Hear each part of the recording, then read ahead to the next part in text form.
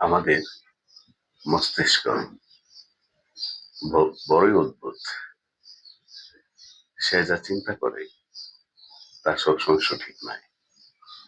তার একটি practical class আমি নিচ্ছি, জাস্ট একটু ক্লিয়ার করার জন্য।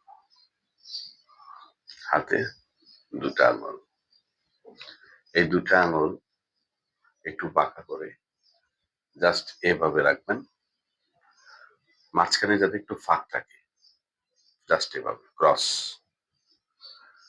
হাতে একটি ছোট বস্তু,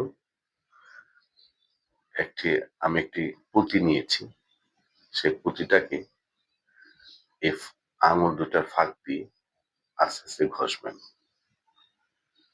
জাস্ট মুভমেন্ট করবেন কিছুক্ষণ।